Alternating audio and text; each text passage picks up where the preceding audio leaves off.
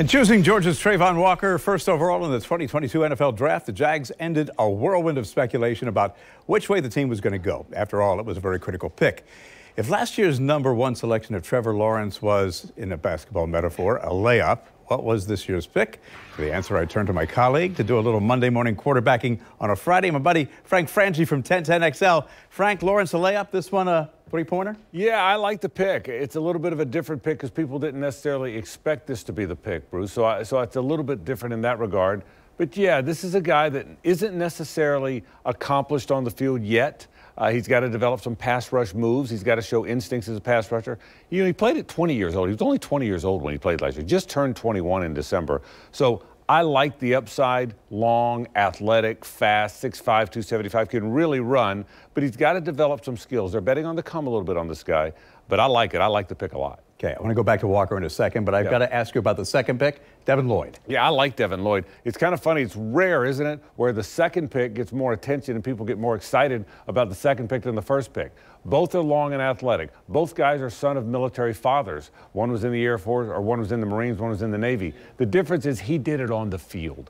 Devin Lloyd, very accomplished, Pac-12 Defensive Player of the Year, had a pick 6 in the championship game, can run, can hit. He's already shown he can do it. That's what people are excited about. Travon Walker hasn't done it yet, but he played on a great defense. Two guys that I really like, though. All right, the choice of that #1.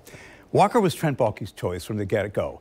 That's an endorsement from Shad Khan that Baalke can help turn the team around. That said, do you think there was complete buy-in from Doug Peterson? Doug was asked that, and I will tell you this. He was asked that question at the press conference last night. He was very clear. He said, whoa, let me stop everybody. We were on the same page here. This narrative out there that Trent wanted this guy and I wanted this guy and somebody else, that wasn't the case. We were bought in. I do believe that. This is too important of a pick for one guy to overrule another guy. I know people love those narratives, Bruce.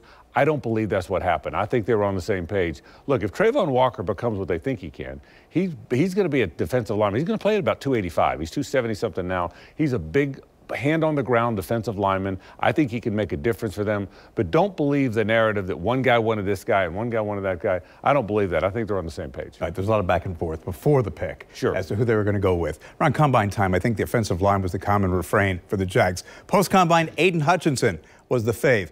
Why Travon Walker over Hutchinson? Well, that's the big question, isn't it? That's what everybody wants to know is why would you take one guy that hasn't done it on the field as much as the other guy had?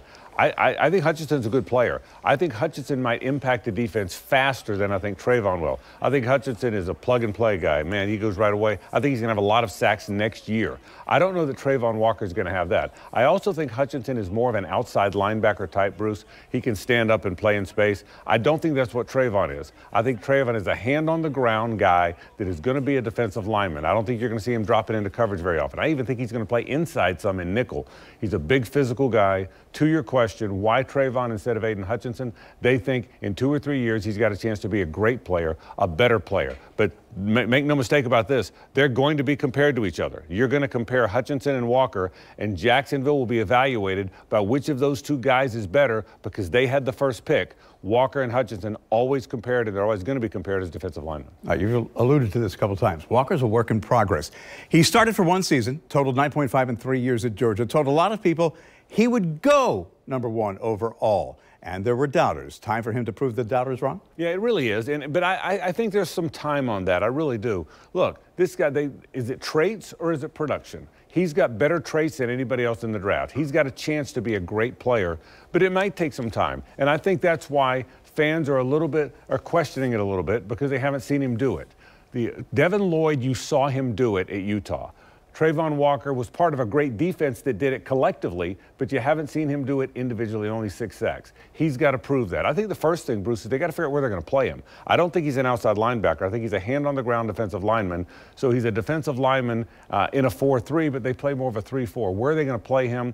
I think when you see him, he'll be more of if he becomes a good player, he'll be more of a Calais Campbell than he will be a Yannick Ngakoue. He's not a play-in-space linebacker. He's a hand-on-the-ground, big, physical, tough defensive lineman, and that's what they hope to get from him. A lot of people say he's a rare athlete. Will he, in the long run, be dominant? I think he's going to be a really good player.